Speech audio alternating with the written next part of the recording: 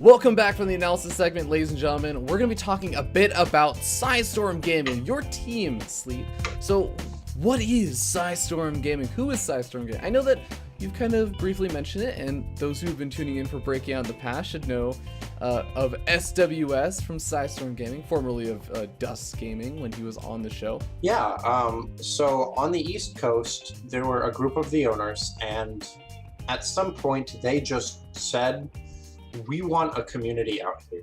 So they started getting a lot of people, who are like-minded together, generally lower leagues. They would just get together and talk about StarCraft. Carl, one of the owners, basically said, why don't we make this a legitimate team and try to pick up some really good players? One of the other owners, Damon, met SWS and I at MLG Anaheim and talked to us and mentioned that that seemed like a good idea. And I don't remember if he asked if we knew anyone, but I was thinking, it's like, I know someone who's a pretty good player, SWS, MA2.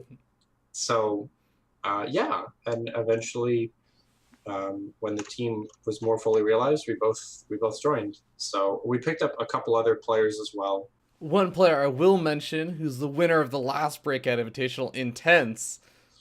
Just throwing that out there. You guys have got one on the board. What exactly do you kind of gain from being on PSISTORM Gaming? A lot of it is just general feedback in terms of games. And for me, one of my biggest issues is that I tend to tilt if I lose games in a really obnoxious manner. I just hate that. So I can always go and message, one of my teammates and talk to them and say, like, yeah, this is really frustrating. Does anyone know what to do? And kind of work through that. The practice with some of those guys is pretty insane because some of them, like Intense, are really good. What has been your biggest results as a player so far?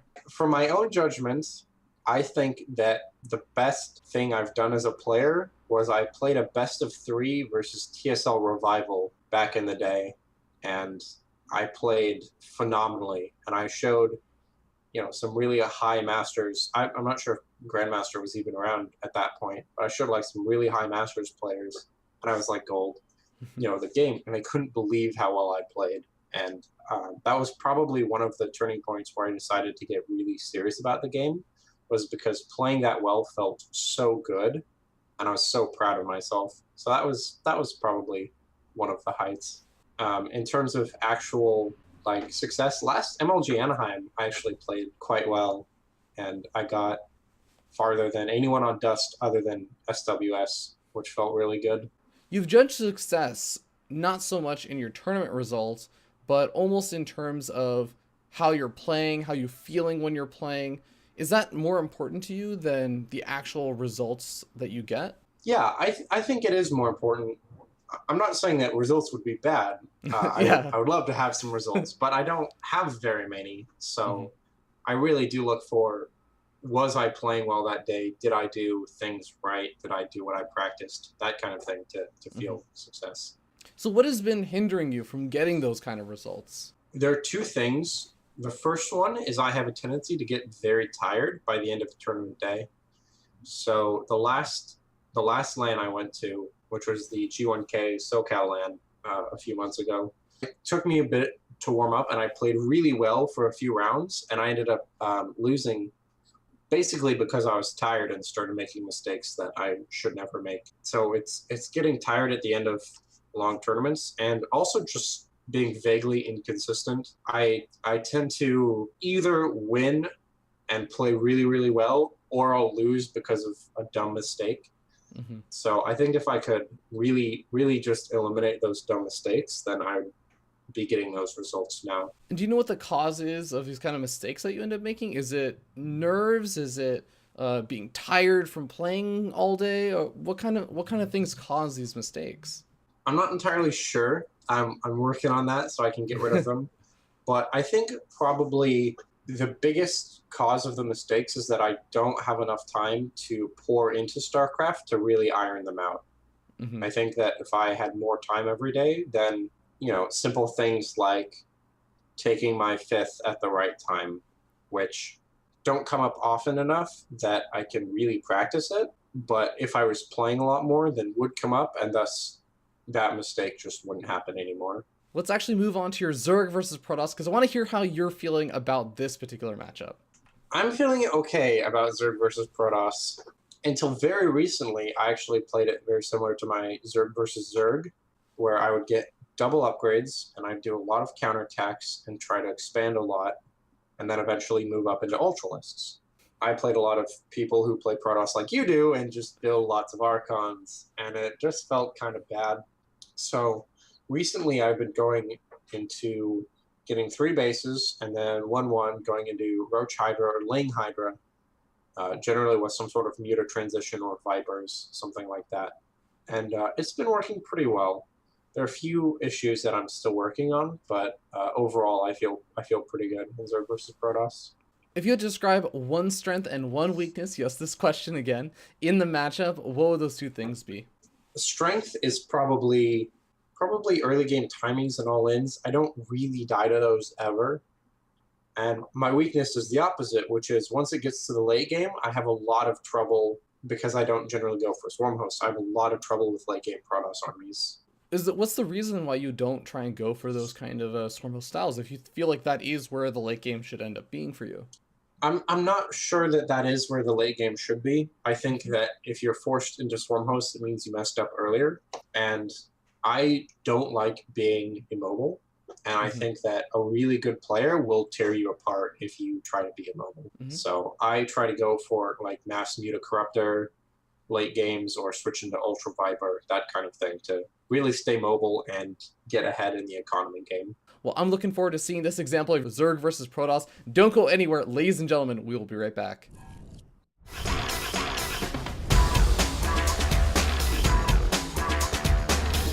It's game time! Zerg versus Protoss. Hello, everyone. Welcome to the Zerg versus Protoss. I'm joined here once again by Cybert, and we're going to be playing Pokemon. Down here in the bottom left-hand corner of the map, we have representing Team Ascension. It is the evolved form of Dragonair. Dragonite. I have no idea if that's a legitimate Pokemon reference or not. That's original 150, man. I don't know these things. All right. In the northern position, our blue Zerg player from Team PSISTORM Gaming, SLeet, who I'm relatively sure is not a Pokemon. He could be. I don't know. I only really know the original 151. One of the later ones is just called SLeet, even with the capital L. Probably some super boring design. It's like a turtle, but it has like a horn. They're just like, what if we gave a turtle a horn? And SLeet said, what if I scouted my base for proxies? Ooh, I like that. I love Zerg players who will do something like that, because you're playing against a Protoss player. You always gotta be careful. Yeah, they do dirty things like that. Never trust a Protoss player. Like, this is coming from a Protoss player. Yeah. I like playing Protoss, so I would never trust a Protoss player. But I might trust a Protoss player who's going 13 gate. Yeah, I mean, it is one of the slightly easier openings to go up against. Double Gas Geyser is not super duper weird coming out from the Protoss player, but it does sort of indicate he doesn't want to go for a very fast Nexus. A lot of times, there are some Protoss players who will kind of say, oh, you went for a hatch first, or you went for a 3 hatch before pool, as it looks like SLeet is looking to do, and Protoss player can just go for the Nexus immediately after the gateway's done, maybe sometimes even before the Cyber Dex Core, but kind of limit yourself if you do decide to go for the double Gas Geyser. But on the other hand, you're a bit safer versus early pools. Wow. Yeah, like 15 hatch, 18 hatch, that double. Cybert. Generally, when you decide to build your your second pylon, where do you put it? Yeah, I was like looking around, I was like, that's not even the third pylon. Oh my God. Yeah, I usually put it, if I can, directly in my opponent's mineral line. That seems like a good spot. Is this gonna be a proxy Stargate? This is a sneaky Stargate. I feel like it's not that far off the beaten path, but it's just far enough where, I mean, the Overlords aren't going to see it.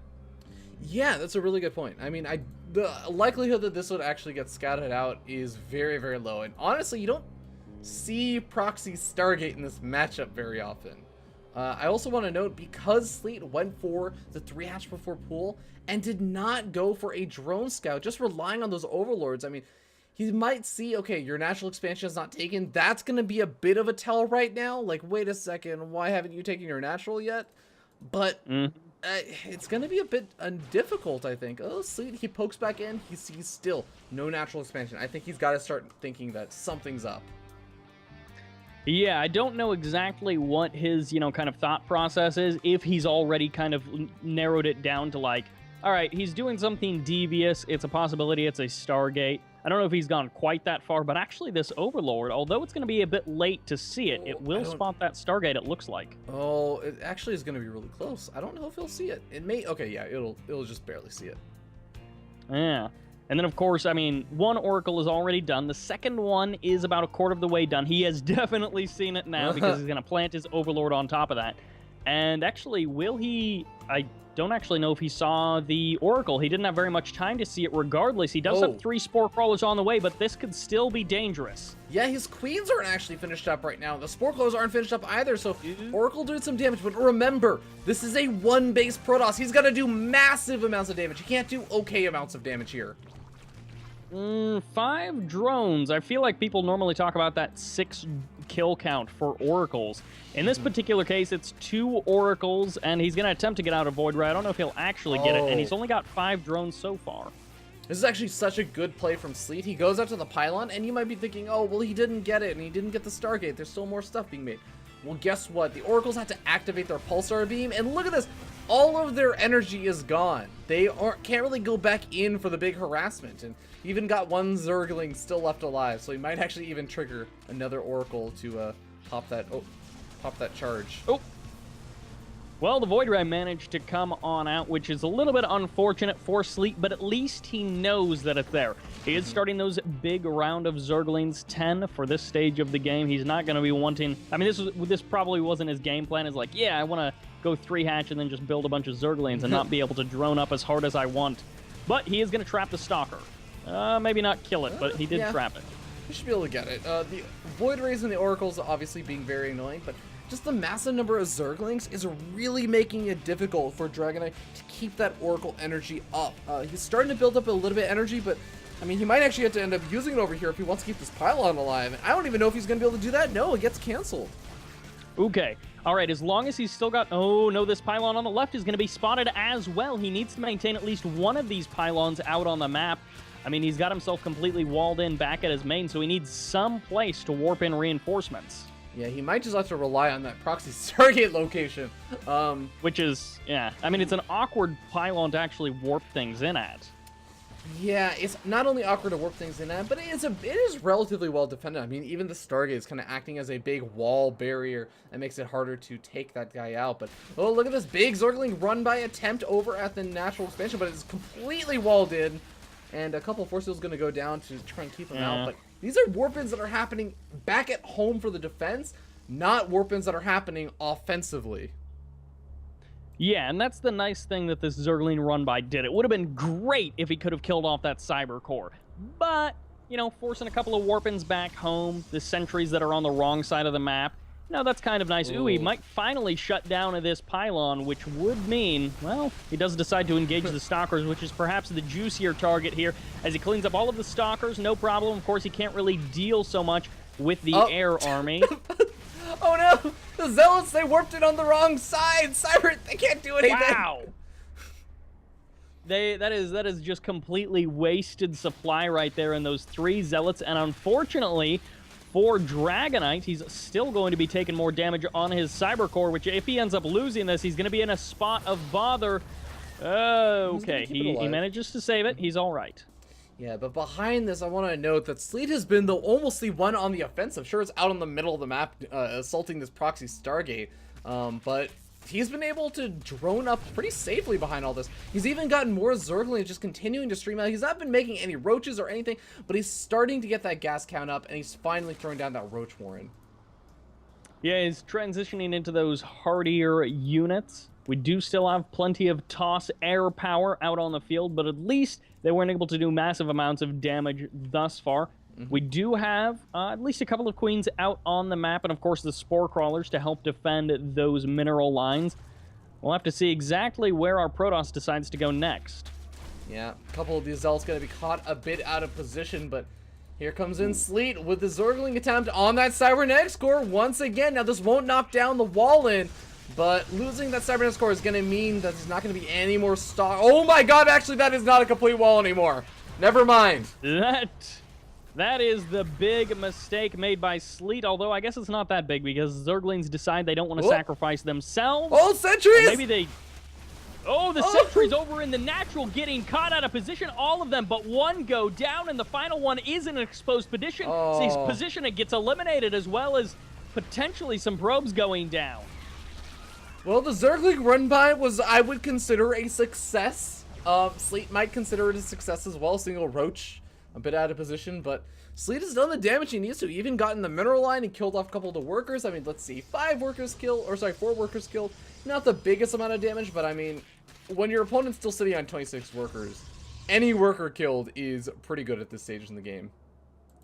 Yeah, I mean, SLeet is going to be very confident in the fact that he saw the natural, he saw any potential spot for an extra base, and he's like, hey, you got no bases, I know I killed a couple of workers, and of course he can be reasonably confident that he's been ahead in the worker count this entire game, which he pretty much has been. So, that Zealot! Wow, he actually got completely trapped. Didn't get the memo, man. But yeah, ends up dying over there, and this actually does cause a bit of annoyance for SLeet, as a lot of his units are moving all the way around the destructible blocks. The queens are now coming in. They're able to actually get on top of the Void Rays, which is exactly where they want to be. None of the gateway units really protecting them from those queens, but the Void Rays may still be able to do enough damage to the queens.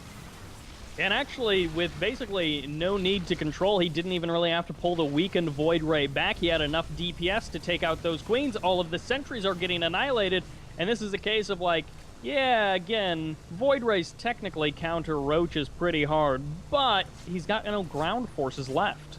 Well, these Void Rays are eventually going to pick away. Oh god, actually one of the Void Rays get picked off. Unfortunately, didn't micro that one back either. Dragon Knight not listening to any commands unless his trainer gives him the command.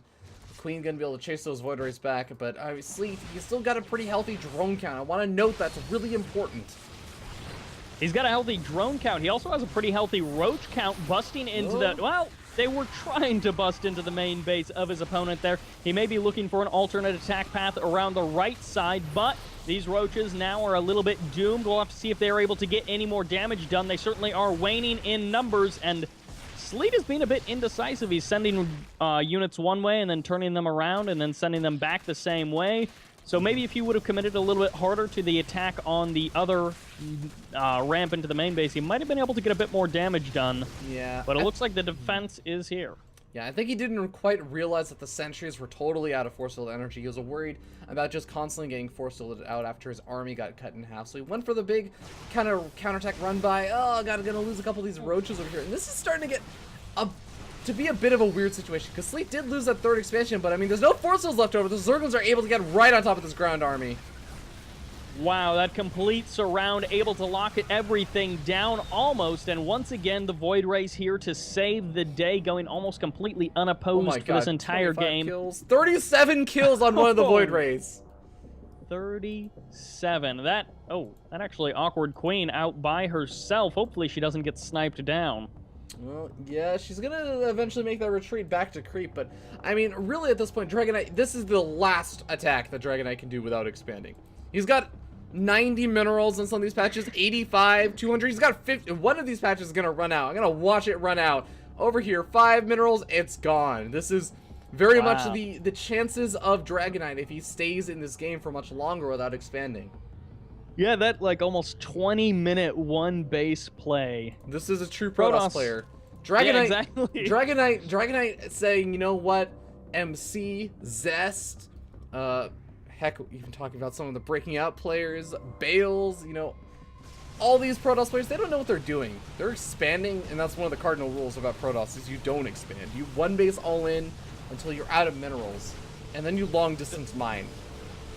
Yep, just never expand. Who needs extra Nexus anyways? The back rocks of SLeet have been broken down. He does have vision of this, which means he's going to be able to mount the defense really quite easily with this many units.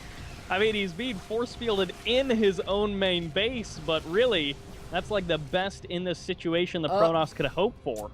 Yeah, Dragonite finally saying it's time to expand.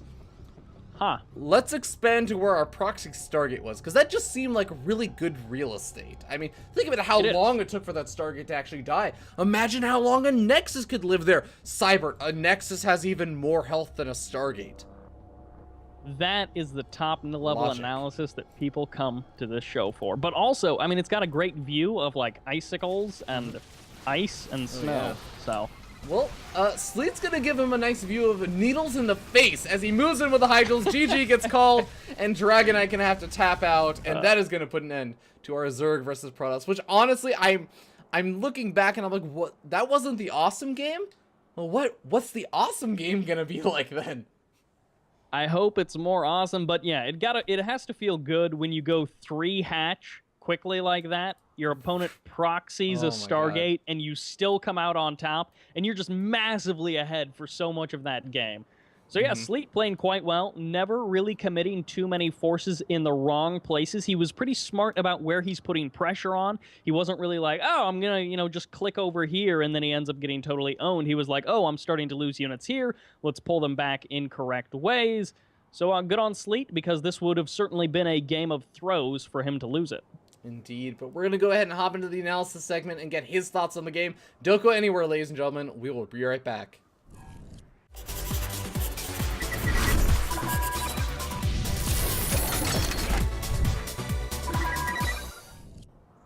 Welcome back from that Zerg versus Protoss. I'm back here with SLeet, and he's gonna tell us what the hell was going on in that game, because I'm still not entirely sure. SLeet, break it down for us, man. All right. Well, obviously, my game plan was a bit thrown off when he just built a Stargate there for no reason. So my thought process was, I have spores and queens. I'm only gonna die to the ground units. So what I was doing for basically the first 11 minutes is just spamming Zerglings, trying to get any advantage that I could and keep him back in his base, so I could eventually build some drones. And I end up getting inside his base a little bit. But more importantly, I run in with a second group of blings and pick off some sentries. That ends up being really important because suddenly, if he has no sentries, I can build only roaches and defend pretty convincingly from his ground units. He still has a lot of void rays, but queens and spores are going to take care of that, as I said again. So now he's only on one base, he has no sentries, and he's only got some air. So all I need to do is get to Hydralisks, and I will win.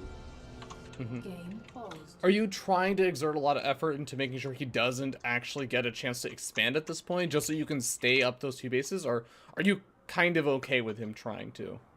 I'm kind of okay with him expanding at this point. I've got 3 bases, so if he wants to expand and stay home, I'm fine with that, because I'll still be ahead economically. The goal of all of these lanes, both is to try to pick off like sentries, like I just did, or to keep him back in his base, because all I need with my superior economic setup is time to get out the proper number of units. So right here, I've successfully picked off some more sentries in the middle of the map, so I know he's really low on sentries. All I'm doing is spamming hydras and queens, just rallying everything to right here. Because if I can hold this point with a nice concave on top, there's no way he can win. I know that he doesn't have either of his naturals. Now, he ends up trying to take a base here for some reason, but it's not that important. Basically, all I'm doing is knowing that with his low sentry count, Hydra Ling is going to easily hold whatever he has. So by the time he clears away these ice with three armor, I easily have enough units, and he's going to force field and buy himself a little bit more time. But I've seen the size of his army, and I know that I have more. I'm going to try to set up a flank here, eventually. And he's just kind of awkwardly dirtling around with these air units that aren't helping him that much and a low sentry count. And eventually my army catches up with his, and he's forced to leave the game. It's not very often I see a Protoss player try and expand to somewhere out in the middle of the map at the 18-minute mark, but it was an interesting tactic nonetheless, Congratulations on a victory, SLeet. And guys, we're going to be going back to the interview segment. Hopefully you guys enjoyed that final analysis segment from SLeet. Don't go anywhere. We will be right back.